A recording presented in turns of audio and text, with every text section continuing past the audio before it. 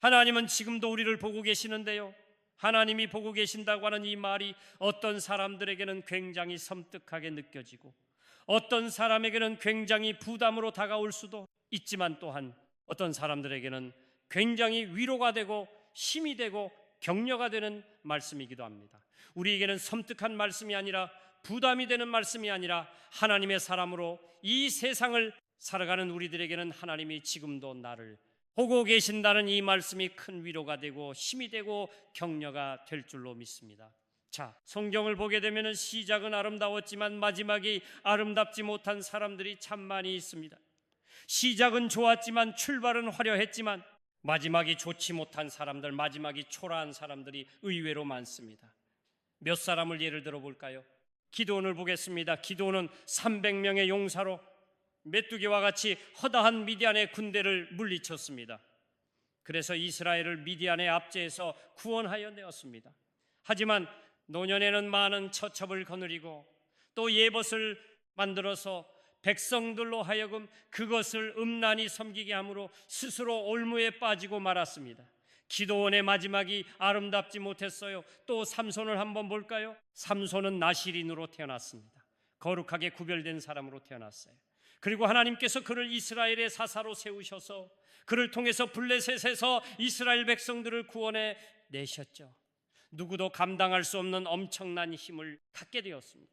그 힘으로 블레셋 사람들을 물리쳤어요. 그러나 그 역시 들릴라라고 하는 여인의 유혹에 넘어지고, 그래서 힘을 잃고 블레셋 사람들에게 붙잡혀서 두 눈이 뽑힘을 당하고 감옥에 갇혀서 연자맷돌을 돌리는 비참한 처지가 되었습니다.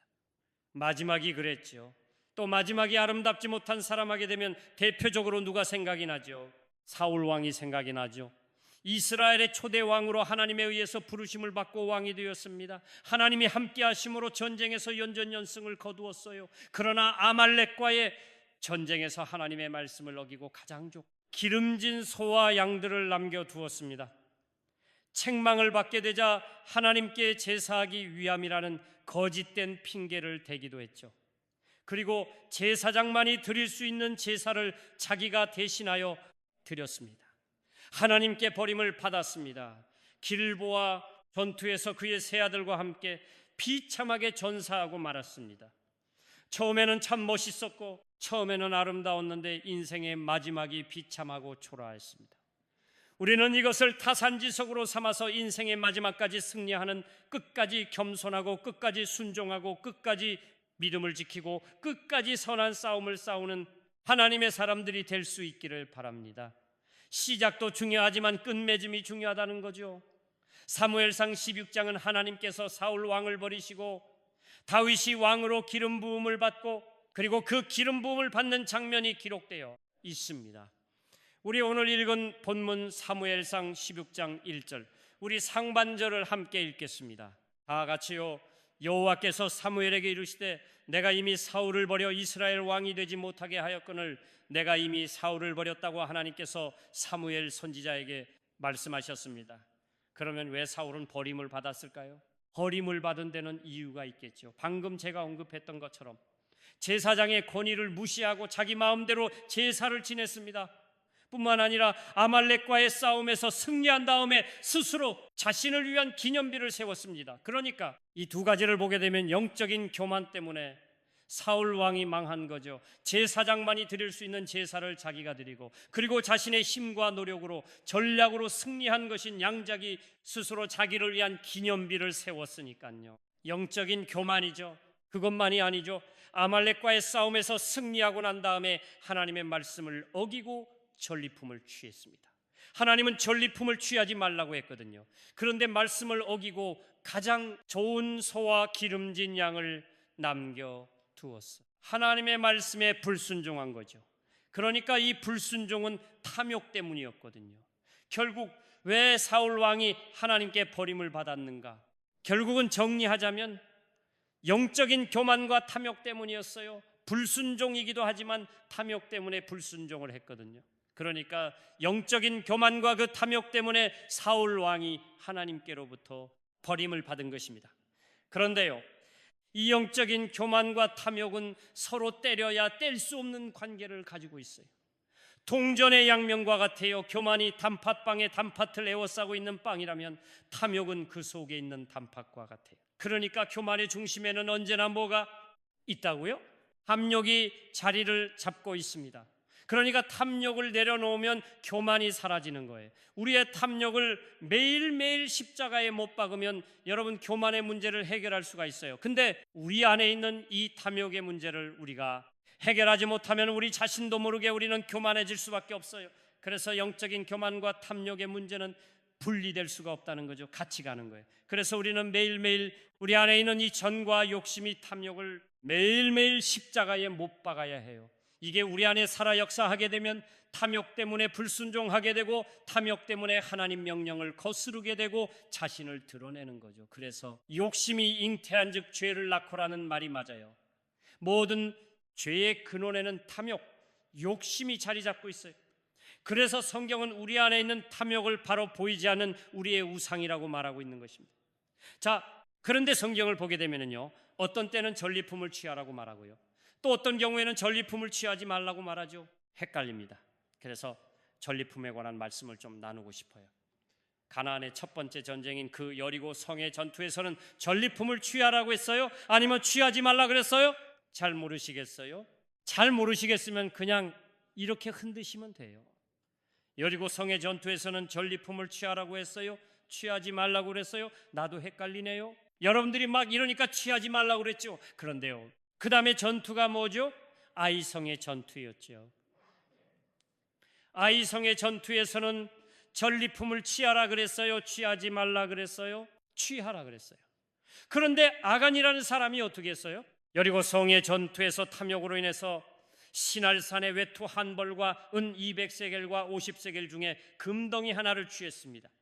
이 일로 인해서 어떤 일이 벌어졌어요? 아이성의 전투에서 첫 번째 패배를 경험하게 됩니다. 또 하나님은 아말렉과의 싸움에서 아말렉과의 전투에서 전리품을 취하라고 했어요? 취하지 말라고 그랬어요? 헷갈리시는군요. 아말렉과의 전투에서도 하나님은 전리품을 취하지 말라고 하셨어요. 그런데 하나님이 분명히 취하지 말라고 그랬는데 여리고 성의 전투에서는 아간이 탐욕으로 범죄하고 아말렉과의 싸움에서도 전리품을 취하지 말라고 했는데 사울이 탐욕으로 소와 양을 취하였습니다. 그러니까 하나님은 수많은 전쟁이 있었는데 전쟁을 하게 되면 전리품을 취하게 돼 있잖아요. 근데 이 여리고 성의 전투와 아말렉과의 싸움에서는 전리품을 취하지 말라고 말씀하셨어요. 이번에 전투, 그러니까 가나안에 들어와서 첫 번째 맞이하는 여리고 성의 전투와 아말렉과의 싸움에서는 전리품을 취하지 말라고 말씀하셨어요.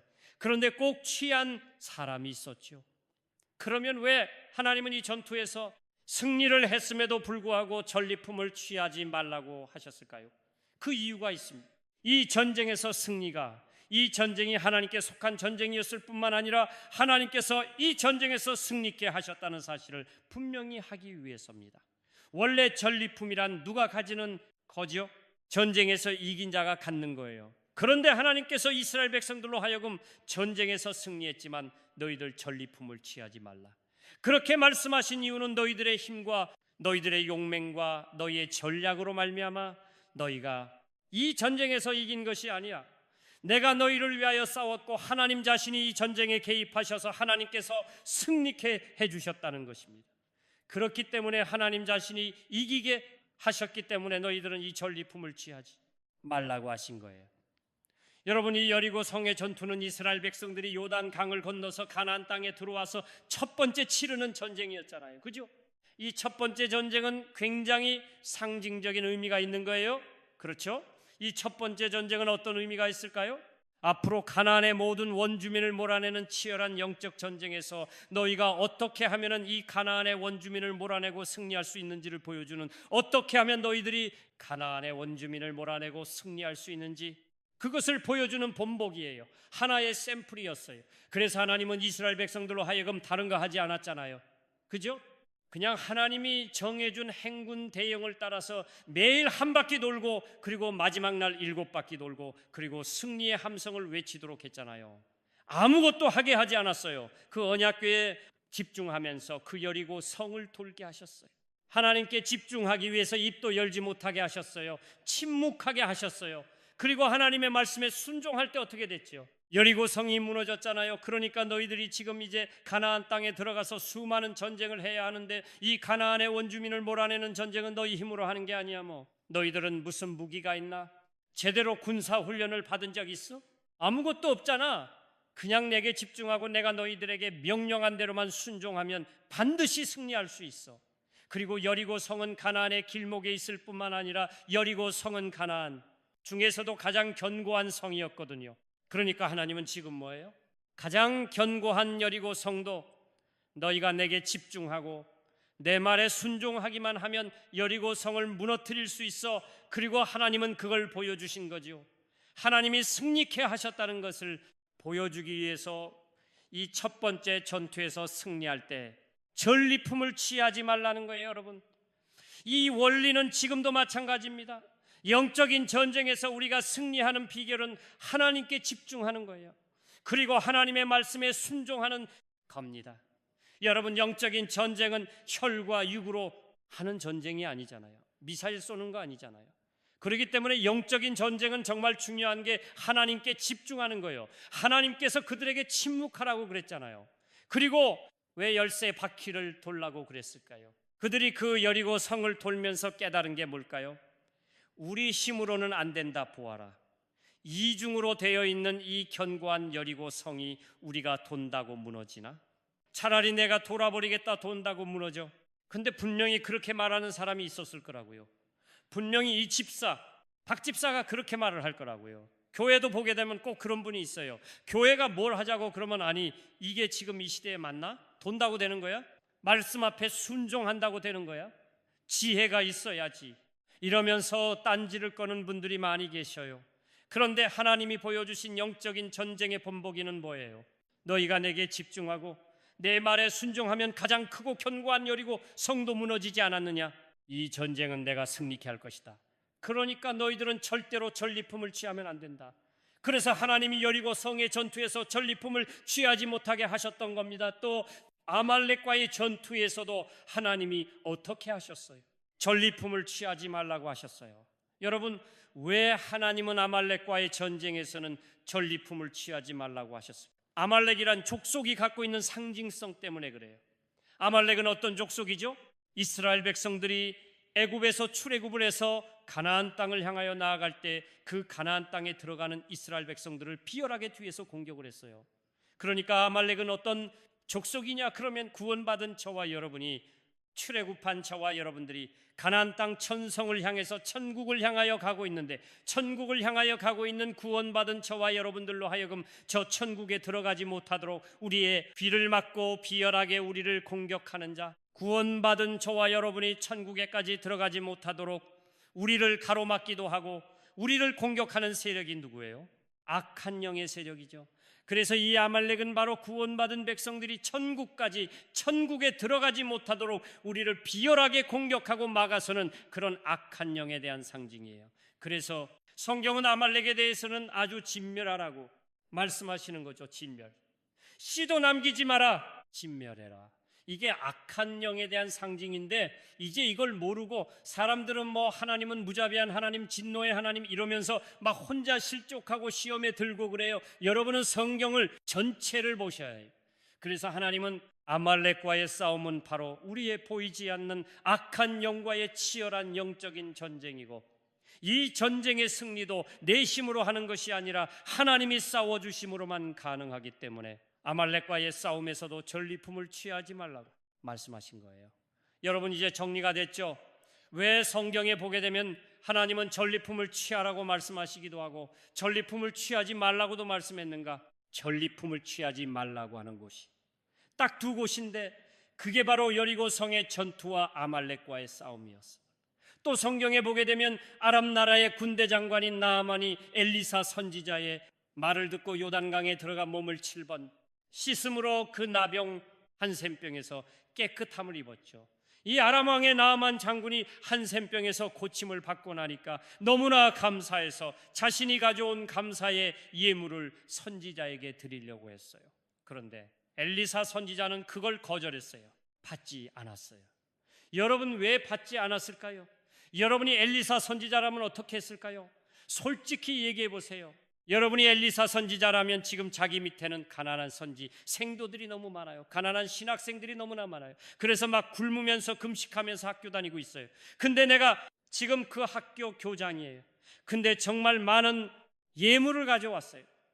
여러분은 그 예물을 받겠어요? 안 받겠어요? 안 받아요? 정말 안 받을까요? 솔직하게 얘기해 보세요. 여러분 자신이라면 받을 확률이 더 높아요. 왜냐하면 현실적으로 지금 필요하잖아요.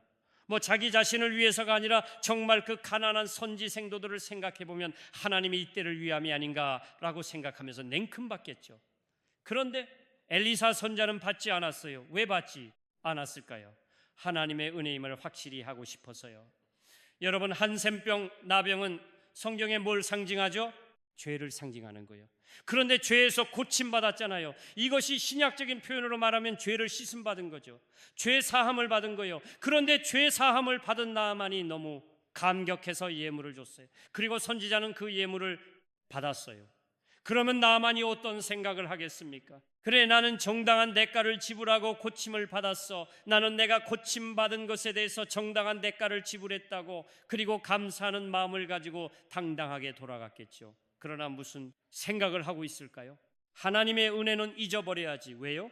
내가 대가를 지불했으니까 선지자는 그것을 본 거예요. 그래서 하나님의 신에 감동되어 살았던 선지자는 그래서 그 예물을 안 받는 거예요. 왜? 그 나아만 당신이 이곳에 와서 내가 하는 말을 듣고 당신이 고침을 받은 것은 우연이 아니야.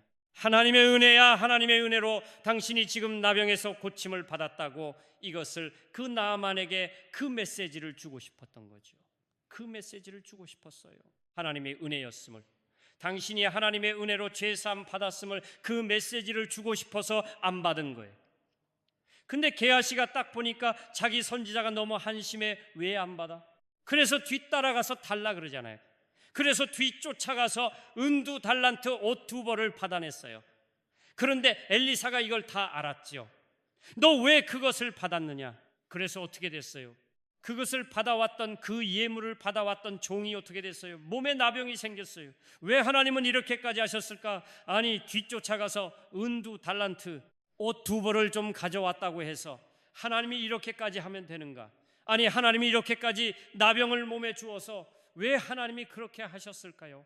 값없이 베풀어 주시는 하나님의 은혜를 모욕했기 때문입니다. 하나님의 은혜를 모욕하지 말라는 거예요. 우리는 이 세상을 살아가면서 하나님이 내게 베풀어 주신 하나님의 은혜를 모욕하면 안 됩니다. 하나님의 은혜를 모독하면 안 되는 거예요. 근데 우리 그럴 때가 참 많아요.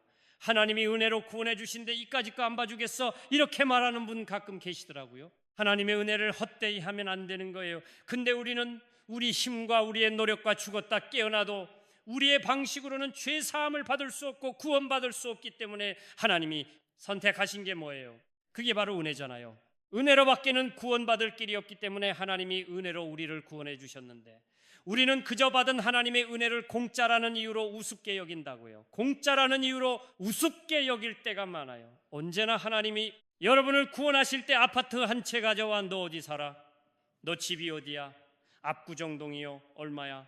59억이요? 그래, 그럼 59억 가져와 봐. 여러분, 59억의 아파트를 팔아서 내 죄 사함을 받았다면 내가 받은 구원을 굉장히 귀하게 여길 거예요. 근데 그냥 값없이 어느 날 공짜로 따보니까 하나님의 은혜를 소홀히 하고 하나님의 은혜를 모독하고 하나님의 은혜를 헛되이 하는 사람들이 너무나 많아요. 이사야 33장을 보게 되면 이사야 선지자는 하나님을 대적하는 자들에 대한 심판과 멸망을 예언하면서 기도를 합니다. 이사야 33장 3절의 말씀을 읽겠습니다. 다 같이요. 요란한 소리로 말미암아 민족들이 도망하며 주께서 일어나심으로 말미암아 나라들이 흩어졌나이다. 여기 나오는 민족들, 나라들이 다민족, 여러 나라로 이루어진 아수르를 가리킵니다. 아수르, 그러니까 하나님께서 심판하시기 위해서 일어나게 되면 저 유다를 침공한 아수르 군대가 황급히 도망을 가고 흩어지게 될 것을 이사야 선지자가 예언을 하고 있는 것입니다. 그런데 실제로 열왕기하 7장을 보게 되면 요란한 소리로 말미암아 민족들이 도망하며 흩어지는 사건이 있었어요. 하나님께서 진을 치고 있던 아람 군대로 하여금 병거 소리와 말소리와 큰 군대 소리를 듣게 하심으로 그들을 도망치며 흩어지게 하셨어요. 그런데 하나님은 이사야 선지자를 통해서 적극적으로 전리품을 취하라고 말씀하세요. 이사야 33장 4절의 말씀을 읽겠습니다. 가같이요 황충의 때같이 사람이 너희의 노량물을 모을 것이며 메뚜기가 뛰어오름같이 그들이 그 위로 뛰어오르리라. 아수르의 패잔병들이 남기고 간 그 노량물들을 유다 백성들로 하여금 적극적으로 그 전리품을 취하라고 말씀하고 있어요. 어떻게 취하라고 말하죠? 황충의 때같이 메뚜기가 뛰어오름같이 그들이 남기고 간 전리품을 적극적으로 취하라고 말씀하고 있어요. 황충의 때가 달려들어서 또 메뚜기가 뛰어오름같이 달려들어서 그 남기고 간 전리품을 취하라고 말씀하고 있어요. 여러분, 전리품을 누가 취하는 거죠? 아까도 얘기했잖아요. 전쟁에서 이기는 자가 취하는 거예요. 그러니까 아무리 전리품을 취하고 싶어도요, 전쟁에서 패배하면 전리품을 취할 수가 없어요. 그렇죠? 그러니까 전리품을 취하려면 전쟁에서 승리해야 되는 거죠. 제가 지금 무슨 얘기를 하느냐 그러면, 여리고 성의 전투와 아말렉의 전투에서는 하나님이 우리에게 주는 그 메시지가 있었어요. 그 상징성 때문에 하나님이 싸우셨다, 하나님이 이기게 해주셨다고 하는 것을 하나님께서 분명하게 그 메시지를 전하기 위해서 전리품을 취하지 말라고 했어요. 그런데 다른 곳에서는 하나님이 어떻게 말씀하시죠? 적극적으로 전리품을 취하라고 말씀하신다는 거죠. 황충의 때와 같이 메뚜기 때가 뛰어오름과 같이 그렇게 절국의 전리품을 취하라고 말씀을 하십니다. 그래서 여러분, 이제 우리는 전리품을 취해야 합니다. 그런데 예수님께서 이미 십자가 위에서 마귀의 일을 멸하시고 승리하셨습니다. 그렇죠?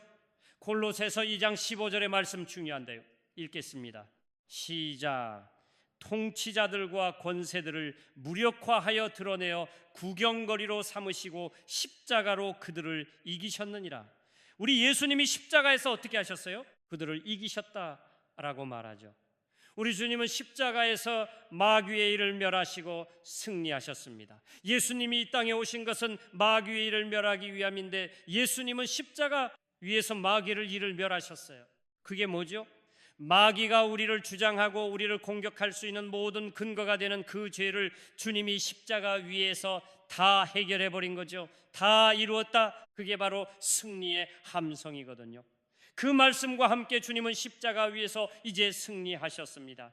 그러므로 그 예수님께 속한 우리들은, 예수님과 연합된 우리들은 예수님의 그 십자가의 승리를 근거로 해서 이제 매일매일 전리품을 취하는 삶을 살아야 합니다. 주님이 이미 승리해 놓으셨기 때문에 주님께 속한 우리는 그 전리품을 취하는 일만 남아있어요. 우리는 전리품을 취해야 합니다. 그러면 저는 오늘 이 밤도 우리가 그 전리품을 취할 수 있기를 원합니다. 주님은 당신이 이미 십자가 위에서 마귀를 멸하시고 승리하셨기 때문에 당신의 그 승리를 근거로 오늘 예수님께 속한 교회된 저와 여러분들이 그 전리품을 취하기를 원하십니다. 주님은 이제는 우리에게 전리품을 취하지 말라가 아니에요. 이제 우리에게는 적극적으로 어때요? 황충의 때와 같이, 메뚜기의 뛰어오름과 같이 이제는 전리품을 취하라는 거예요. 여러분, 전리품을 취할 준비가 되어 있습니까? 우리는 전리품을 취하는 사람들이에요. 그러면 이제 전리품을 취한다는 게 뭘까요? 여러분, 전리품을 취한다는 것은 조금 더 구체적으로 말씀드릴게요. 그것은 흉악의 결박을 풀어버리는 거예요. 사탄 마귀는 우리를 올가매는 자라고 그랬죠. 그는 우리를 결박하는 자예요. 수많은 것들로 인해서 우리를 묶어요. 근심과 염려와 상처와 가난과 질병과 쓴뿌리와 이 모든 것들을 가지고, 때로는 환경을 가지고 관계를 통해서 우리를 묶어요. 결박시키는 거예요. 매임을 당하게 하는 거예요. 그런데 주님이 십자가 위에서 어떠했습니까? 우리의 모든 죄악들을 다 도말하셨잖아요. 그러므로 이제 우리는 예수의 이름으로 우리의 죄값을 지불하시고 승리하신, 부활하신 예수님 이름으로 그러한 결박들을 끊어버려야 해요. 사탄의 참소를 물리쳐야 합니다. 여러분, 사탄이 여러분들을 끊임없이 참소하잖아요. 여러분이 지은 연약한 죄들을 가지고 그걸 가지고 고발하고 그걸 가지고 우리를 참소하죠. 기도할 때마다 참소하고 찬양하려고 할 때마다 참소하고, 너는 이런 사람이잖아, 너는 이런 죄를 지었잖아 하면서 끊임없이 우리를 참소하는데, 여러분, 내가 정말 주님 앞에서 그 죄악들을 철저하게 회개하고 자백했다면 사탄의 참소를 물리쳐야 합니다. 의롭다 하신 이는 하나님이시니 누가 나를 정죄하리요. 그러면서 하나님의 말씀으로 물리쳐야 합니다. 그것이 뭐예요? 전리품을 취하는 거예요. 주님의 승리에 동참하는 거예요. 주님의 승리에 동참하는 게 뭘까요? 전리품을 취하는 거죠. 그 다음에 주님은 채찍에 맞음으로 나음을 입었다고 말씀하셨잖아요. 예수님께서 말씀하신 것처럼 십자가 위에서 주님은 우리 연약함과 질병과 저주를 담당하셨어요. 그렇기 때문에 우리가 예수의 이름으로 치유를 받고 예수님의 이름으로 병든 자를 위하여 기도하고 그래서 고침을 받고 여러분은 회복을 경험하는 것, 예수의 이름으로 명할 때 악한 영들이 떠나가는 것, 여러분 이것들이 뭘까요? 마귀의 간계들이 수포로 돌아가는 것, 여러분 이것들이 바로 뭐예요? 내가 전리품을 취하는 것입니다. 하나님의 사람은 끊임없이 전리품을 취해야 합니다. 특별히 오늘 이렇게 우리가 금요 기도회로 모여 있을 때 우리는 이 현장에서 합심으로 기도하면서 그런 주님의 십자가 승리를 근거로 주님께서 우리에게 주신 그 전리품들을 취해야 합니다. 자, 오늘 본문에 보게 되면 슬퍼하는 사무엘의 모습이 나오네요. 다시 한번 1절 상반절의 말씀을 읽겠습니다. 시작. 여호와께서 사무엘에게 이르시되 내가 이미 사울을 버려 이스라엘 왕이 되지 못하게 하였거늘 네가 그를 위하여 언제까지 슬퍼하겠느냐. 사무엘은 하나님께서 사울을 버려 왕이 되지 못하게 하셨다는 소식을 들었을 때 어떻게 반응했다고요? 슬퍼했다고 말하죠. 당연하다고 생각하지 않았어요. 그래, 내가 뭐라고 했어? 내가 네 죄를 경고해 줄 때 회개하고 돌아올 것이지. 너 그럴 줄 알았다고 생각하지 않았어요. 하나님은 이미 사울을 버렸는데도 사무엘은 아직도 사울의 그 패에 대해서 슬퍼하고 있었어요. 여기 나오는 슬픔이라는 단어가 죽은 자에 대한 애도를 표현할 때 사용되는 단어라고 해요. 그러니까 죽은 자를 애도하는 것처럼 선지자가 심하게 괴로워했다는 거지요. 슬퍼했다는 거죠. 죽은 자를 애도하는 것처럼 슬퍼했다는 거예요. 왜 그랬을까요? 큰 기대와 소망을 가지고 있었다는 것을 반증하는 거 아니겠어요? 사무엘 선지자는 물론 하나님이 하셨지만 하나님이 사무엘 선지자를 통해서 사울을 기름 부어서 왕으로 세웠어요. 그러니까 어떻게 보게 되면 하나님이 자신을 도구로 사용하셔서 이스라엘 역사의 왕정이 시작된 거잖아요. 그런데 얼마나 기대가 컸겠어요. 하나님의 도구로 자신이 쓰임받아서 사울 왕에게 기름을 부어서 이스라엘의 초대 왕으로 세웠으니까 얼마나 많은 설레임과 기대를 가지고 있었겠어요. 그런데 그런 사울이 하나님 앞에서 실패했고 하나님께 버림을 받게 되었어요. 그러니 얼마나 실망이 컸겠어요.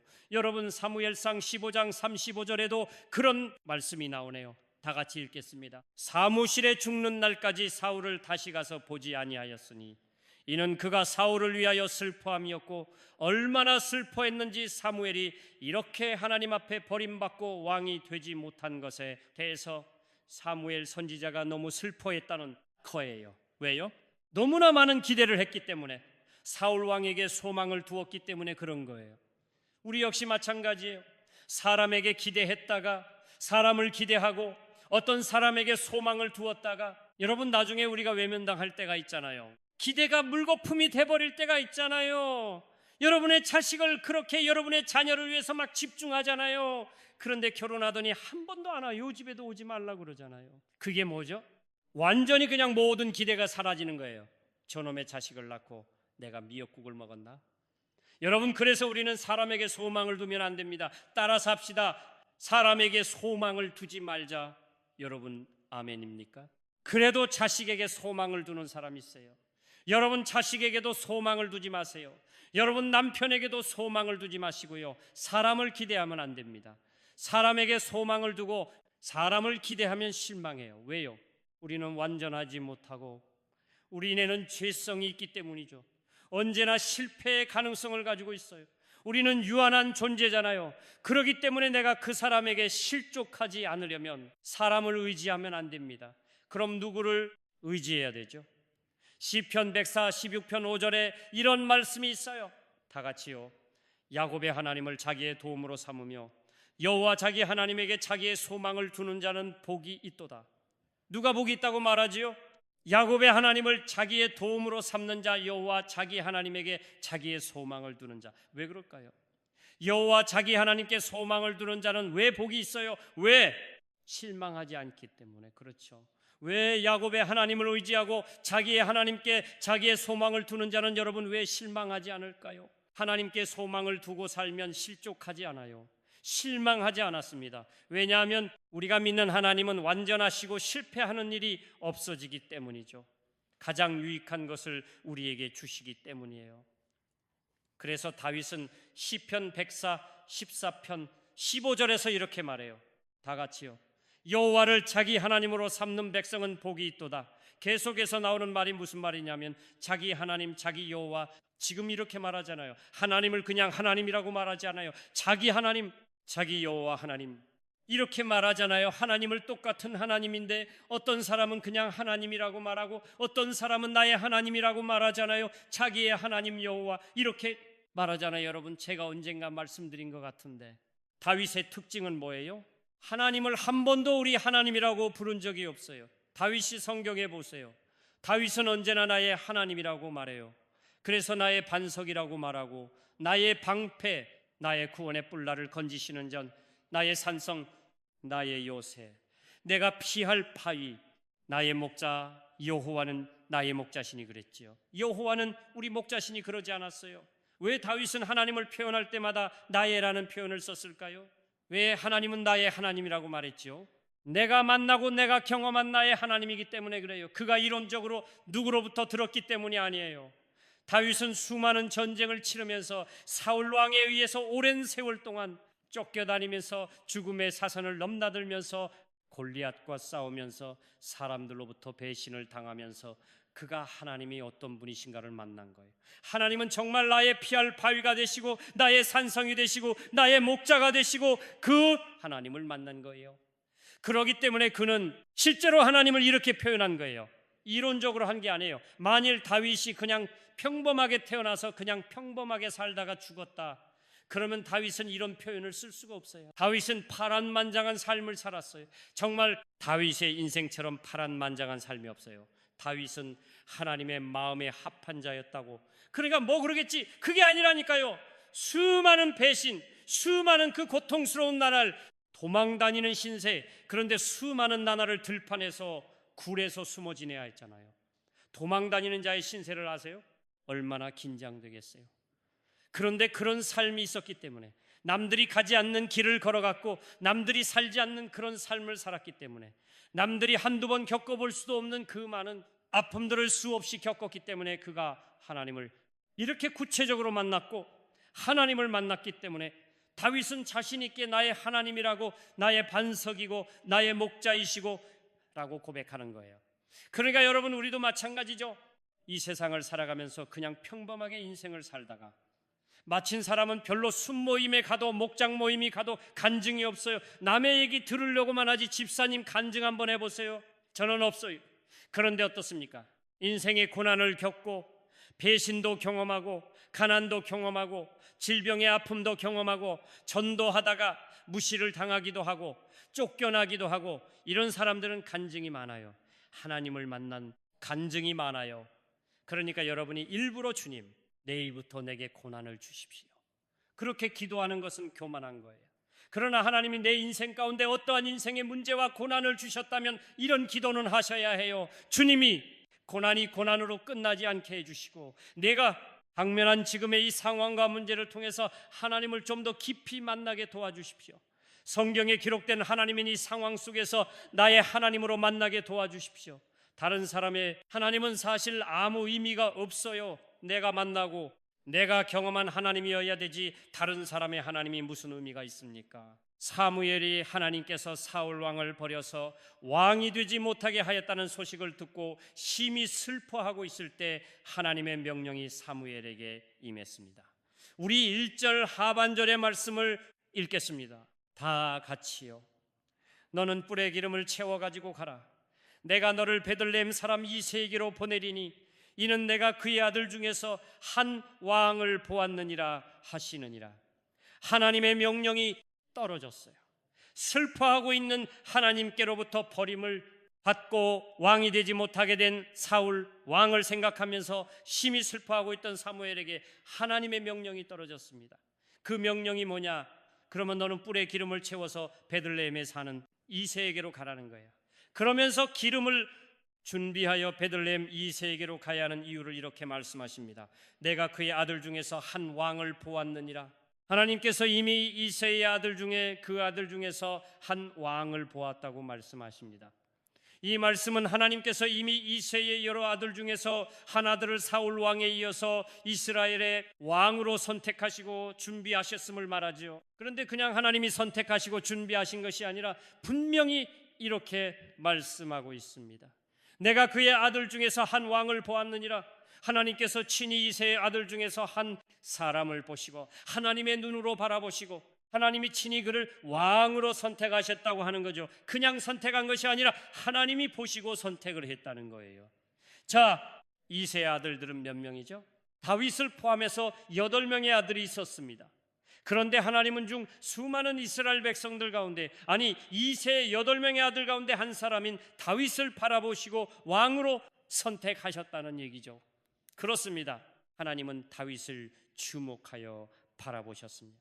그가 목동으로 양떼들을 지키고 목동으로서 최선을 다하고 있는 그 다윗을 하나님은 보셨어요. 다른 사람들은 아무도 보지 못하지만 하나님은 그 들판에서 목동으로서 양떼를 치고 있는 그 다윗을 하나님은 주목하여 보고 계셨다는 거죠. 여러분, 당시의 목동은 굉장히 평범하면서도 천한 직업에 속합니다. 여러분들은 어떻게 생각합니까? 목동 푸른 초원에서 누워서 팔을 베개 삼고 하늘에 빛나는 별들을 바라면서 노래를 부르는 낭만적인 직업으로 그렇게 생각할 수도 있어요. 그러나 여러분, 그 시대의 목동은 한가롭고 낭만적인 직업이 아니었어요. 며칠 동안 들판에서 밤을 새워가면서 양떼를 지켜야 합니다. 추위와 배고픔과 싸워야 하는 굉장히 험한 직업이에요. 하지만 다윗은 아버지의 양을 지킬 때 주어진 일에 최선을 다했습니다. 불평하지 않았어요. 심지어 사무엘 선지자가 자신의 집을 방문했잖아요. 지금 이새의 집을 방문했어요. 그 시대에 가장 영향력 있는 하나님의 사람 사무엘 선지자가 자신의 집을 방문하면서 아들들을 다 불러 모으라고 그랬잖아요. 그러니까 다른 아들들은 다 옷을 차려입고 머리에 기름도 바르고 그렇게 해서 사무엘을 맞이했단 말이죠. 그런데 생각해 보세요. 가장 막내인 아들이 8번째 아들이 누구예요? 다윗이에요. 그런데 다 가고 세상의 막내 아들더러 그 들판에서 양떼를 지키라고 한 거예요. 여러분 같으면 화가 나서 가만히 있겠어요? 막 소리를 지르고 하늘을 향해서 소리를 지르고 그랬겠죠. 그런데 다윗은 불평하지 않았어요. 홀로 들판에서 양떼를 치고 있었어요. 골리앗과 싸우러 나가기 전에 사울 왕이 이렇게 말한 적이 있어요. 자, 읽겠습니다. 사무엘상 17장 34절 35절입니다. 다 같이요. 주의 종이 아버지의 양을 지킬 때 사자나 곰이 와서 양떼에서 새끼를 물어가면 내가 따라가서 그것을 치고 그 입에서 새끼를 건져내었고 그것이 일어나 나를 해하고자 하면 내가 그 수염을 잡고 그것을 쳐 죽겠나이다. 사자나 곰이 나타나면 어떻게 했다고요? 무서워하지 않고 따라가 그것을 치고 그 입에서 새끼를 건져내었다는 거예요. 여러분, 이것을 보게 되면 다윗은 목동으로서 자신에게 주어진 일에 최선을 다한 거예요. 심지어 생명의 위협까지도 무릅쓰고 자신의 힘으로 양떼를 보호했어요. 양떼를 지키고자 했어요. 충성된 사람이에요. 남이 봐주지 않아도 정말 최선을 다하고 충성된 사람이었어요. 근데 놀라운 것은 다윗은 자신의 용맹과 힘과 능력으로 이런 맹수들과 싸워서 이겼다고 그렇게 말하지 않았어요. 자신의 힘으로 양떼를 보호했다고 생각하지 않았어요. 사무엘상 17장 37절 말씀을 읽겠습니다. 다 같이요. 여호와께서 나를 사자의 발톱과 곰의 발톱에서 건져내셨은즉 나를 이 블레셋 사람의 손에서도 건져내시리라. 지금 왕에게 나가서 하는 말이죠. 골리앗과 싸우러 나가기 전에 여호와께서 나를 사자의 발톱과 곰의 발톱에서 건져내었다고 말하잖아요. 내 힘과 내 용맹과 내 능력이 좋아서가 아니고 여호와 하나님께서 내가 목동으로 있을 때 하나님께서 나로 하여금 그렇게 하셨다는 거예요. 하나님께서 나를 지켜주셨다는 거예요. 다윗은 하나님의 임재를 어디에서 경험했어요? 들판에서 경험했어요. 들판이 어디입니까? 자신의 삶의 현장이죠. 자신의 삶의 현장에서 하나님의 임재를 경험한 사람이 누구예요? 다윗입니다. 자신이 머물러 있는 삶의 현장에서 하나님의 임재를 경험했던 사람이에요. 그러니까 하나님의 능력을 경험하고, 그러니까 최선을 다하고, 그렇다면 여러분, 우리도 어디에서 하나님의 임재를 경험해야 합니까? 예배하는 이 시간, 이곳에서도 하나님의 임재를 경험해야죠. 예배하는 시간에 하나님의 임재를 경험하지 못한 사람은 여러분 자신의 일터에서 하나님 임재를 경험하지 못합니다. 그렇기 때문에 하나님의 임재가 충만한 예배를 드리자고 하는 게 우리 교회 첫 번째 비전 아닙니까? 예배하는 시간에 하나님의 임재를 경험해야 우리는 우리의 삶의 현장에서, 여러분의 삶의 일터에서도 하나님의 임재를 경험할 수 있습니다. 우리 옆 사람과 인사하겠습니다. 일터에서도 하나님의 임재를 경험합시다. 다윗이 그런 사람이었어요. 다윗은 굉장히 성실한 사람이었어요. 블레셋과 전쟁이 일어났어요. 그래서 다윗의 형 7명 중에 위로부터 3명이 전투에 참여하게 되었어요. 그러다 아버지 이새가 다윗에게 심부름을 시키잖아요. 형들에게 음식물을 갖다 주고 위문하고 돌아오라고 했어요. 그런데 사실 집에는 전쟁에 나가지 않는 또 다른 4명의 형들이 위로 있었단 말이에요. 그럼 누가 가야 하겠어요? 순번대로 말하면 넷째가 가야 하는 거예요. 3명이가 있으니까 넷째가 가야 하죠. 그런데 성경에는 기록되지 않았어요. 넷째, 5번째, 6번째, 7번째 형들에게 말했더니 형들이 가지를 않았다. 거부했다. 그래서 할 수 없이 막내인 다윗에게 시켰다. 그런 말이 없어요. 그렇지만 충분히 개연성은 있어요. 아니면 어쩌면 처음부터 아버지가 이놈들은 시켜도 안 가려고, 다윗은 원래 성실한 놈이니까 나이는 어리지만 한 번도 아버지 말을 거역한 적이 없어요. 그러니까 처음부터 그냥 내가 다윗한테 시키지, 다윗아 내 형들에게 좀 갔다 올래? 이 말은 무슨 말이냐면 굉장히 다윗은 부모님의 말씀에도 거역할 줄 모르고, 그리고 굉장히 성실했던 사람이에요. 왜냐 그러면 아버지의 심부름으로 이제 형들에게 갈 때 새벽에 일찍 일어났어요. 그리고 성경에 뭐라고 돼? 있느냐 하면은 자신의 양떼를 어떻게 했어요? 자신의 양떼를 그냥 가는 것이 아니라 다른 사람에게 부탁하고 와요. 내가 없는 동안에 양떼들을 잘 지켜달라고 그렇게 부탁을 한 거예요. 새벽에 일찍 일어나서, 그리고 이 베들레헴에서 엘라 골짜기까지는 24km이에요. 여러분 24km면 짧은 거리가 아니에요. 그렇지요? 4km가 10리잖아요. 60리예요. 60리를 가는데 그냥 가는 게 아니에요. 아버지가 그냥 보내겠어요? 먹을 거를 싸서 보냈는데 성경에 보니까 빵 10덩어리, 치즈 10덩어리 계산해 보면 20kg래요. 20kg이 장난이 아니거든요. 우리 손녀가 13kg이었어요. 근데 13kg 자리를 잡고 그냥 손에 안고 다니는데 허리가 나갔어요. 13kg도 허리가 나가더라고요.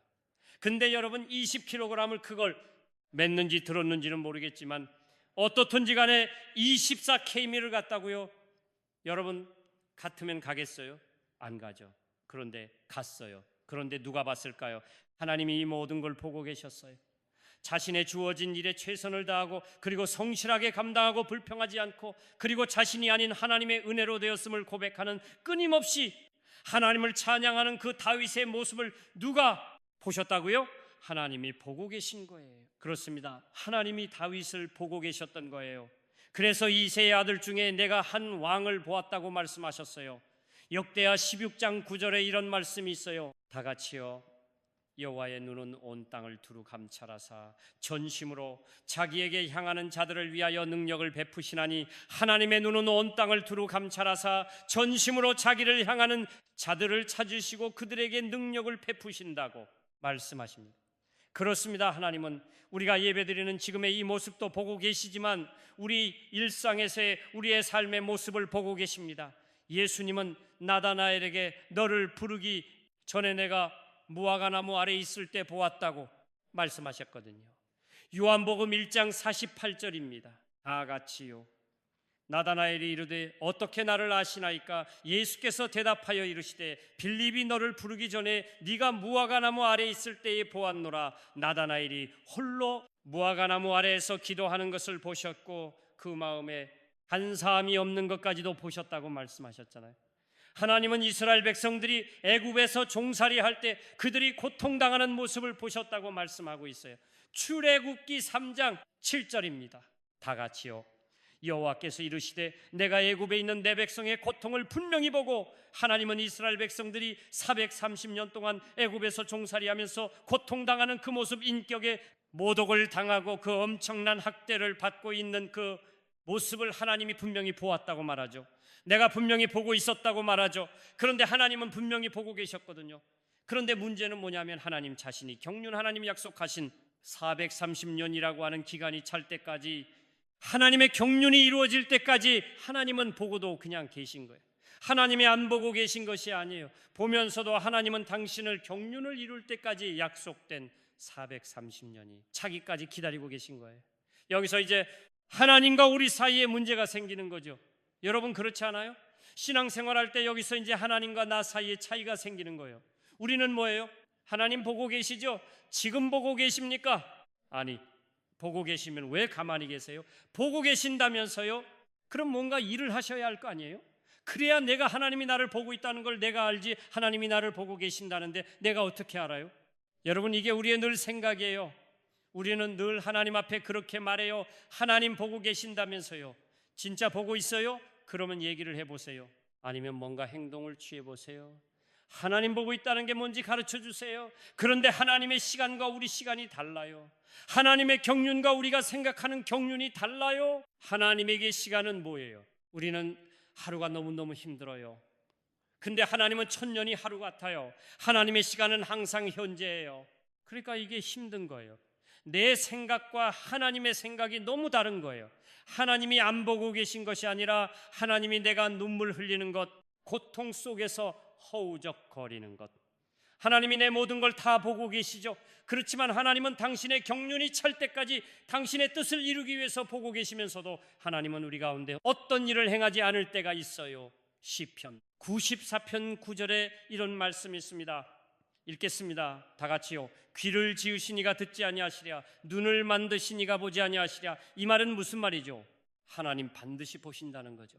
욥기 21장 11절에도 이런 말씀이 있어요. 다 같이요. 하나님은 허망한 사람을 아시나니 악한 일은 상관하지 않으시는 듯하나 다 보시느니라. 상관하지 않는 것처럼 보이지만 하나님은 다 보신다는 거예요. 여러분, 이 말씀이 믿어집니까? 그렇다면 크게 아멘 합시다. 상관하지 않으시는 것처럼 보이나 하나님은 다 보고 계신다는 거예요. 그러니까 하나님은 하나님 보고 계세요. 근데 왜 상관 안 하세요? 이렇게 우리가 생각하지만 상관하지 않는 것처럼 보일 뿐이지 하나님은 다 보고 계신다는 거예요. 여러분, 하나님이 보고 계신다는 게 섬뜩하게 느껴질 수가 있어요. 부담으로 다가올 때가 있어요. 그러나 적어도 하나님을 믿고, 그리고 하나님을 내 인생의 목전에 모시고 그 하나님의 인도하심을 따라 살기를 원하는 하나님의 사람에게는 하나님이 상관하지 않는 것처럼 보이나 다 보고 계신다는 이 말씀이 얼마나 위로가 되는지 몰라요. 이 말씀이 얼마나 힘이 되는지 모릅니다.